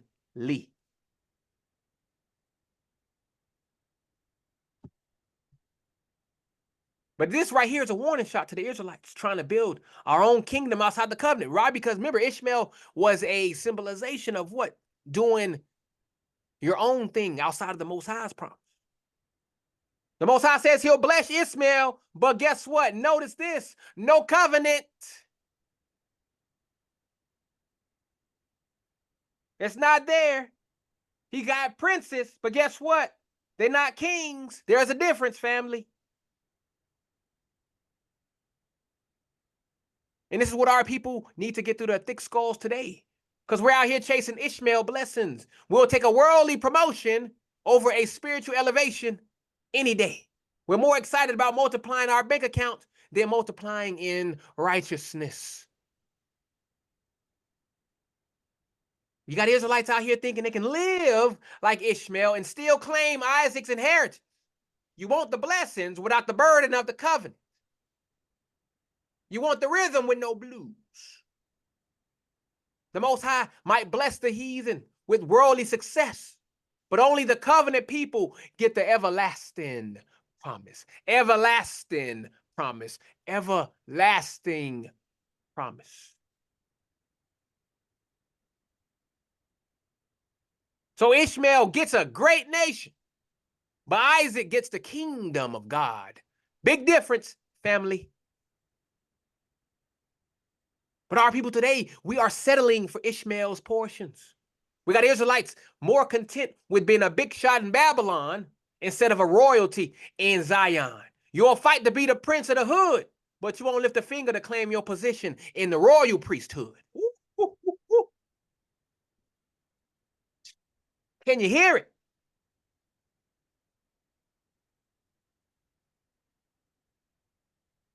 The Most High has given us an inheritance, a heavenly inheritance here, all rolled into one thing, this covenant.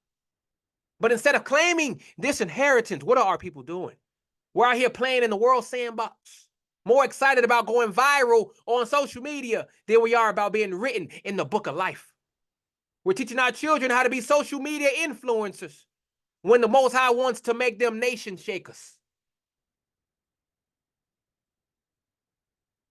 These lukewarm preachers out here talking about God's plan for your life, but they won't tell you that sometimes God's plan involves birthing nations and establishing everlasting covenant. They'll tell you how to be blessed, but they won't tell you how to be a blessing to all the families of the earth. Whoops. Whoops. So are we going to continue to keep on chasing Ishmael blessings? Or are we going to finally claim Isaac inheritance? You're going to keep trying to establish your own little kingdom here, or you're going to submit to the King of Kings?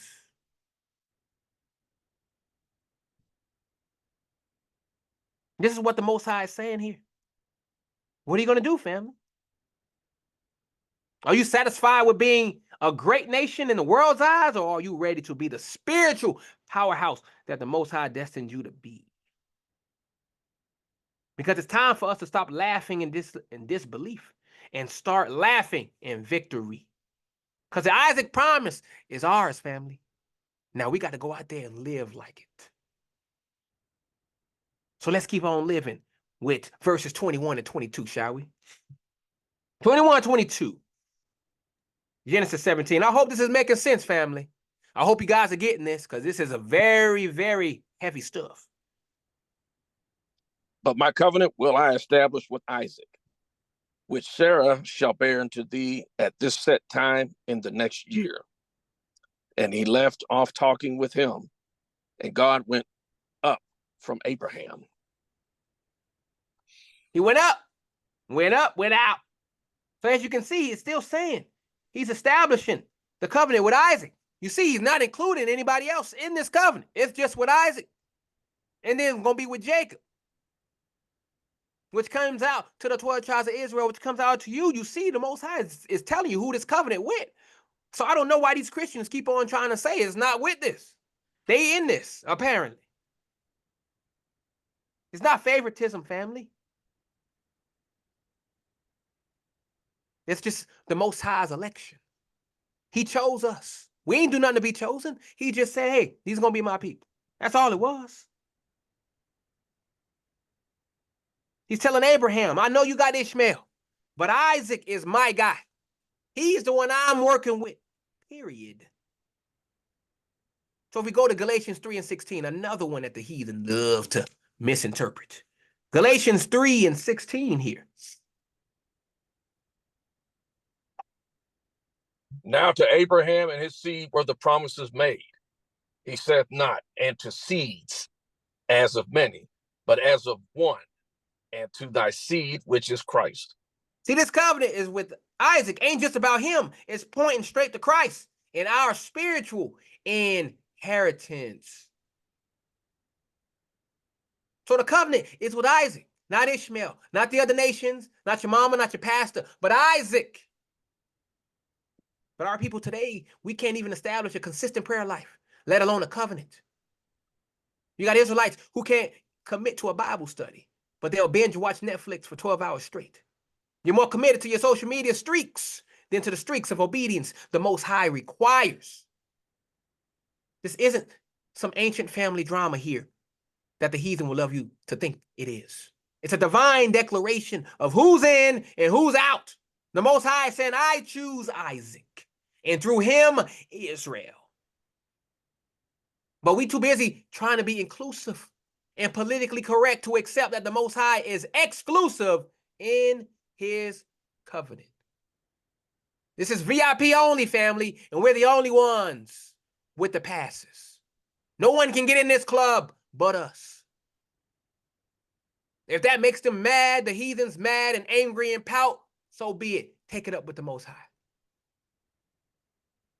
So he tells them, which Sarah shall bear unto thee at this set time in the next year. So the Most High is not playing around with no promises. He's given a specific timeline. If we go to Ecclesiastes 3:1, we see there's a time for everything. Solomon says that there's a time for everything. What does Solomon say here? To everything there is a season, and a time to every purpose under the heaven. That's what it's about, family. But we got Israelites out here thinking that they can rush the Most High's timing.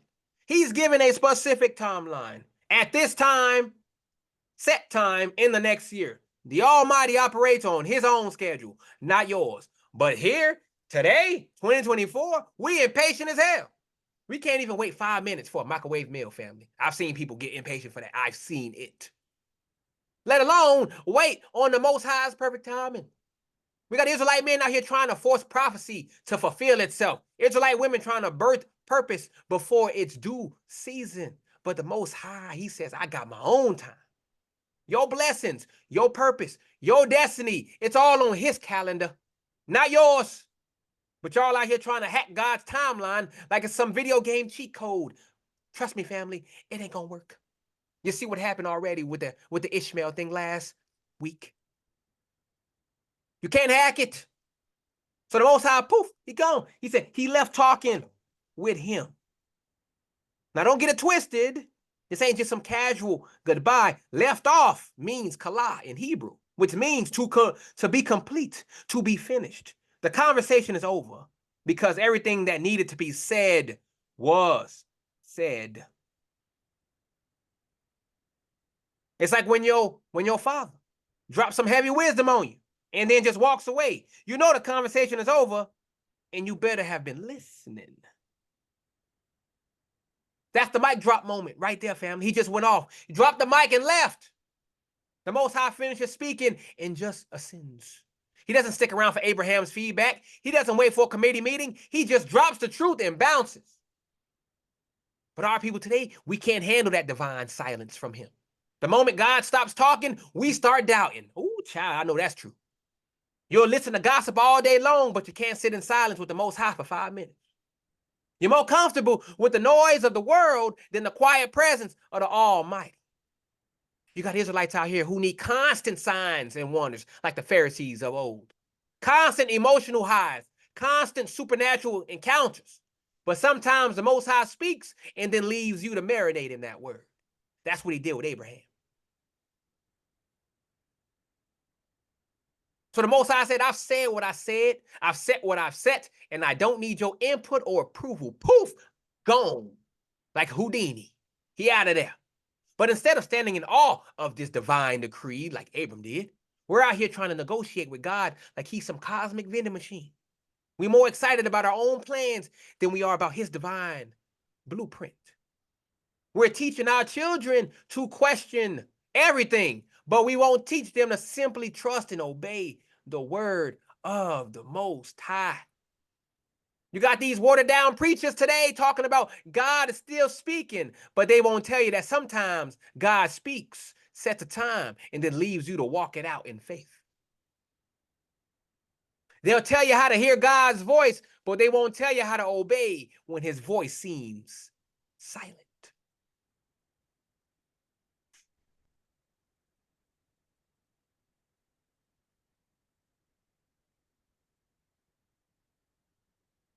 Silence, family.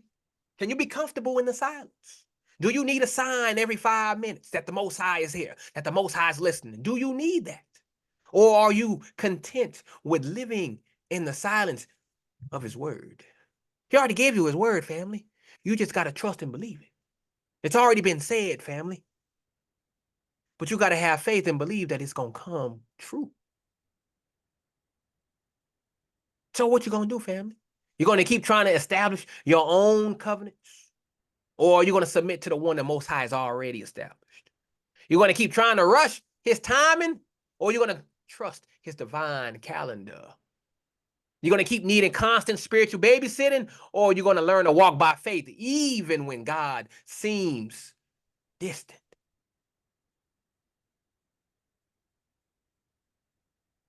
Stop worrying about being inclusive and start focusing on being covenant keepers.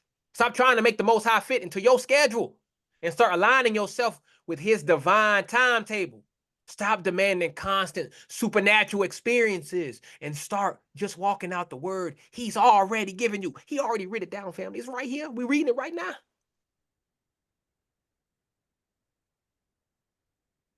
Remember, the truth ain't meant to be a soothing lullaby like those Christian preachers do. It's meant to be a war cry that shakes you out of your spiritual coma. Because the majority of our people are sleeping, family. And this word is supposed to wake them up. That's why I preach the way I preach. It's meant to wake you up. It's meant to shake you, spiritually shake you awake. This ain't no feel-good message. If you want that, Joel Osteen, right there. You can go to his YouTube channel. TDJ's got a YouTube channel. You go listen to that. You ain't finna get none of that watered down stuff here. No diluting here. You getting raw, uncut truth straight from the source.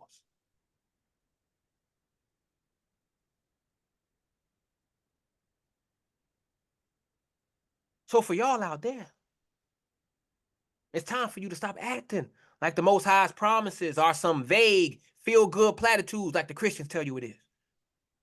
The Most High is saying it's time to recognize that when he makes a promise, you can set your watch by it. Remember, we're not just some random group of people. We're the descendants of a precisely planned, divinely orchestrated lineage that leads straight to Christ. The Most High didn't just throw darts at a board to choose us. He had this plan down to the exact year. The exact year, family.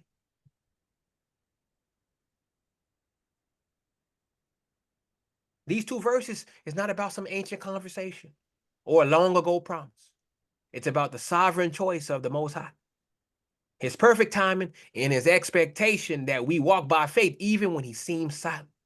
Now, if you still think you can manipulate God's plan or rush his timing, well, that's on you. But for the rest of us, we know that his timing is his timing, and we can't rush the clock. So how about we go on to the next one, right? 23, 24. We pretty much done. 23, 24. Go ahead. 23, 24, yeah. And Abraham took Ishmael, his son, and all that were born in his house, and all that were bought with his money, every male among the men of Abraham's house, and circumcised the flesh of their foreskin in the selfsame day, as God had said unto him. And Abraham was 90 years old and 9 when he was circumcised in the flesh of his foreskin. Damn. 99. Woo! So Abraham took Ishmael, his son, all the people that was in his house, and all that was bought with money, every male among the men of Abraham's house. He's listening to him, Father. He's listening to him, y'all. Most High said, hey, do this. Now, the Most High, leaving up to Abram. Not the Most High, leaving it up to him. Abram is acting now. So you hear the word, but guess what? You got to do the word, and right now, he's doing the word. We're about to enter blood covenant with the Most High. That's what Abram's saying. And everybody's invited who's Israelite.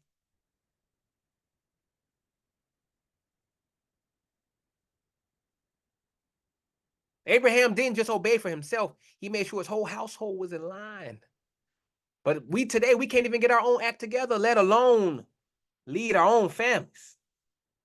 See, this physical act, again, is pointing to a spiritual reality about cutting away the flesh to live in the spirit. This is what it's all about, family. It's not just an ancient family tradition here. It's a blueprint for spiritual leadership. So we're supposed to be, the men are supposed to be like Abraham here. making sure everybody is in line in their household, following the ways of the Most High Yah. But our people are more concerned with being the head of their own fantasy football league than being the head of the family in the eyes of the Most High. They don't want to lead their households. These men don't want to do nothing but sit on their butt and play Madden 2024, or whichever Madden is out, or Call of Duty, or whatever else, NBA 2K. This is all they want to do. They don't want to have that much responsibility. They just want to chill.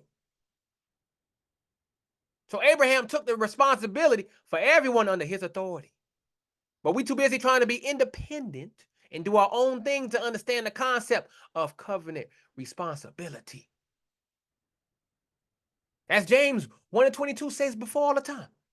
But be ye doers of the word, not hearers only, deceiving your own selves. It's not optional, family. This obedience is what the Most High requires. He circumcised them on the self-same day as the Most High told him. He heard it, and then he immediately do it. He didn't form a committee.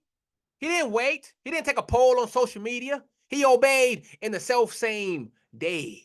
But our people today, we are professional procrastinators. Professional procrastinators. We can't even obey a simple command without putting it off. We got Israelite men out here who will binge watch an entire series in one day, but they can't find the time to study the Torah. Israelite women who will spend hours on makeup tutorials, but won't spend 10 times or 10 minutes in prayer. But the Most High is saying immediate obedience is non-negotiable. Your flesh might scream, your mind might doubt, but obedience don't wait for feelings.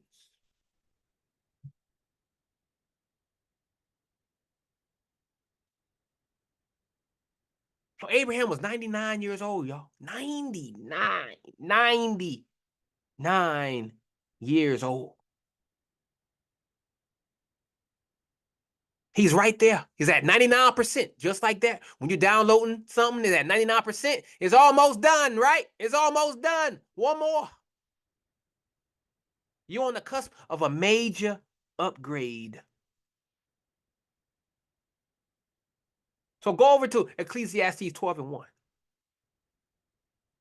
to see what Solomon has to say about this.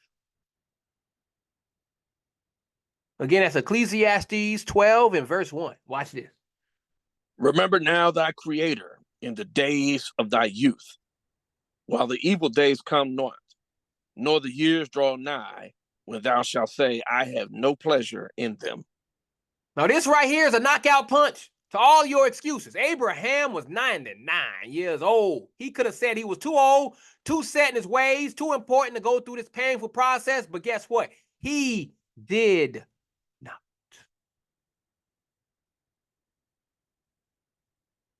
He did not.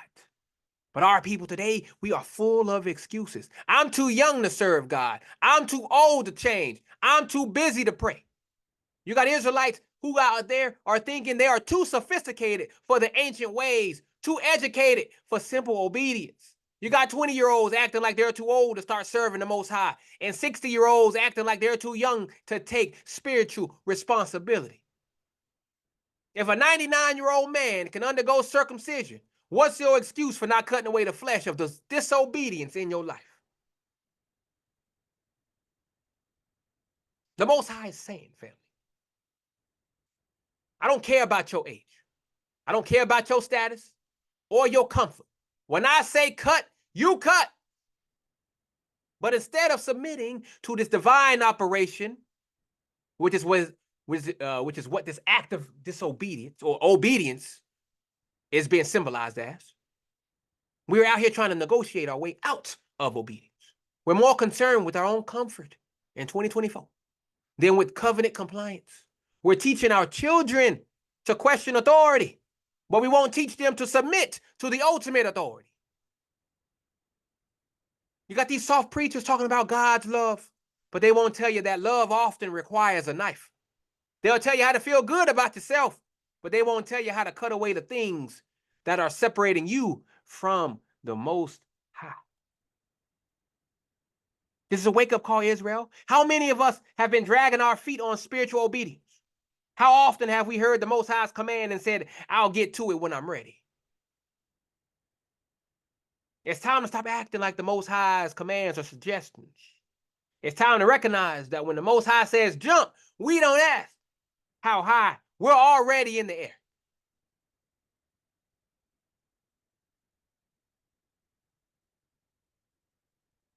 So you're going to keep making excuses, Israel, or you're going to start making incisions in your fleshly ways? You're going to keep putting off obedience, or are you going to start putting to death the deeds of your flesh? You're going to keep these or following these false prophets who promise painless prosperity, or you're going to return to the God who demands costly covenant commitment? Stop worrying about your age and start focusing on your obedience, Israel. Stop trying to preserve your fleshly comfort and start cutting away everything that doesn't align with the covenant.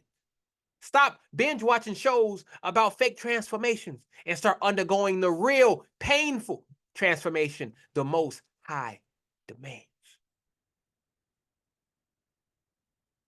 And for those who think this message is too extreme, too demanding, tough luck. The truth, again, is not meant to be comfortable. It's meant to be a surgical knife cutting away your excuses and your procrastination.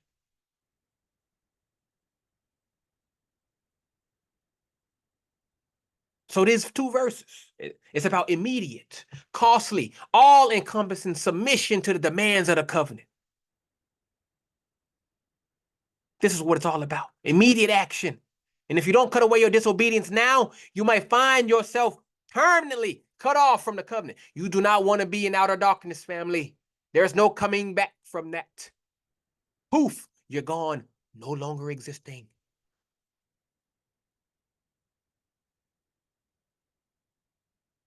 I'm not saying all this for your health. I'm saying this because I want to save your soul.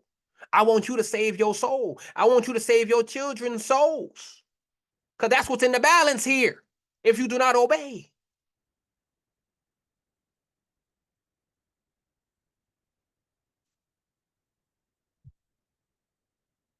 So let's keep it moving. Let's finish it up. 25, 26, and 27. Whenever you are ready.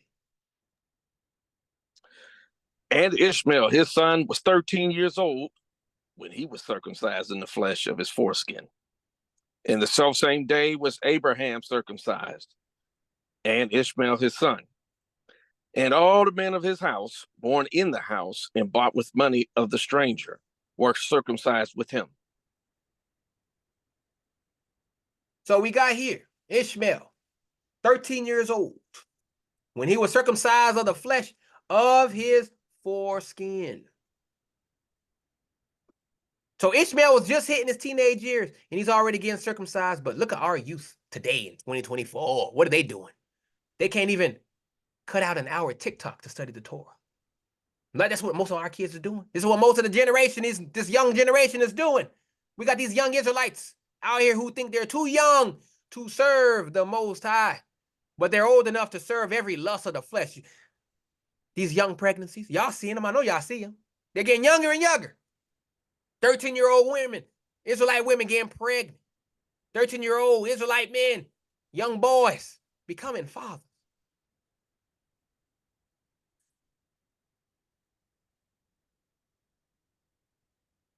These young Israelites are more concerned with their social media following than following the laws of the Almighty. This isn't some ancient coming of age ritual that we're talking about here. It's a wake-up call to our youth. The Most High is saying you're never too young to commit to the covenant. But y'all trying to be busy, to extend adolescence into your 30s to understand the concept of early consecration. So again, we see the obedience of Abraham. In the self-same day, Abraham got circumcised and his son. He's serving the Most High Yah. He heard it and he's doing it. It's all about obedience, family. But today we are spiritually disjointed as a people. Dad's doing his own thing, mom's doing hers, and the kids are running wild. It's like fathers who can't even get their kids to put down their phones during dinner, let alone lead them in covenant obedience. But the Most High is saying this right here. Synchronized obedience is non-negotiable. You're the head of the household. Your whole family got to be in this. Your wife got to be in this. Your children got to be in this. Non-negotiable. Your flesh might scream. Your kids might complain. But when the Most High says move, everybody moves. To all the men of his house, born in the house, bought with money of the stranger. We already know, I already told you what that symbolizes. Family.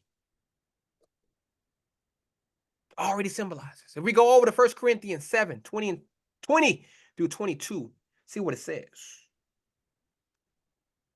Again, that's 1 Corinthians 7, 20 through 22. What does Paul say? Let every man abide in the same calling wherein he was called. Art thou called being a servant? Care not for it. But if thou mayest be made free, use it rather. For he that is called in the Lord being a servant is the Lord's freeman. Likewise also he that is called being free is Christ's servant. So this right here is the final blow to all the excuses. Abraham didn't just circumcise his biological family, but everyone under his authority, even those bought with money. These are your northern kingdoms coming in. That's what the southern kingdom had their authority to do. That's why the Most High gave them that authority, or the Son, that is, gave them that authority to go and baptize their people back into Christ, back to this covenant here.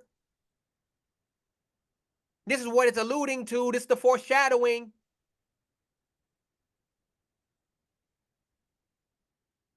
Abraham is showing that leadership means getting your hands dirty, or in this case, other parts, alongside your people. You're down in the trenches with them. That's what it's about. But our people, we full of exceptions today. Full of them. I'll obey God at church, but not at work. I'll follow the Torah at home, but not in public. We ashamed of the Most High. You got Israelites out here who think they can have one foot in the covenant and one foot in the world. They picking and choosing, family, what they want to obey and what they don't want to obey. The covenant ain't a part-time commitment. It's an all or nothing deal. So the Most High is telling you, I don't care about your position, your origin, your status. When I say cut, everybody cut, just like I said before. Northern, whether you northern kingdom, whether you southern kingdom, everybody get cut. This is what it's about, family. But instead of submitting to this, instead of submitting to this obedience here of the covenant, we're out here trying to maintain our little kingdoms, more concerned again with our comfort zones than with expanding the kingdom of the Most High, teaching our children to be individuals, but we won't teach them to be part of the covenant community of their own brothers and sisters. Got the weak Christian preachers talking about personal relationship with God, but they won't tell you that their personal relation or their personal obedience affects the whole community.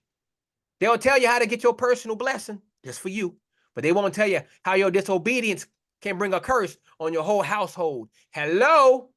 Look what those people did with Christ. May our blood be on our children. Look what they did to us. Look what they did to us. We cursed because of that.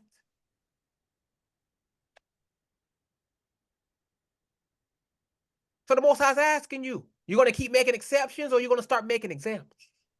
You're going to keep compartmentalizing your faith? Only doing it right here and not doing it over here? Or you're going to start consecrating every area of your life? That means following the Most High wherever you are. If you're at work, if you're in public, if you're at home, you're at your sister's house, you're at your brother's house, family reunion.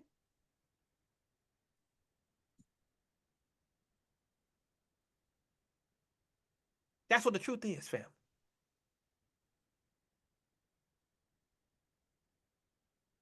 We can't pick and choose. We got to walk this walk out. We got to wake up. Can't pick and choose no more. Most High telling you to pick a side. You with me or you against me? Because the kingdom is at hand, family. Stop worrying about your individual comfort. Start focusing on corporate obedience. Stop trying to preserve your worldly identities to these heathen and start cutting away everything that doesn't align with this covenant identity. Stop binge watching these shows about fake unity, survivor, and start creating real covenant-based unity in your household, in community. This ain't about some ancient mass surgery or long ago act of group obedience. It's about immediate, all-encompassing, community-wide submission to the demands of the covenant. That's all our people worldwide. The Most High saying, hey, it don't matter if you were born here. Don't matter if you was born there. Don't matter if you speak this language. Don't matter if you speak that language. Don't matter if you're a CEO or a person homeless on the street. This is the covenant. When I say obey, you obey. And that's the truth. The Most High is demanding total compliance. And if you don't cut away your selective obedience now, you're going to find your whole household cut off from the blessings of Abraham. So I say shalom. And may the Most High give you the courage to obey fully, immediately, and communally. No matter your age, no matter your status, and no matter your personal preferences. And with that, I end my lesson. All praise and great glory to the Most High Yah. I pray you guys were sufficiently fed spiritually today. And if y'all willing, we'll be back again next week. We'll be doing Genesis number 18. With that being said, shalom.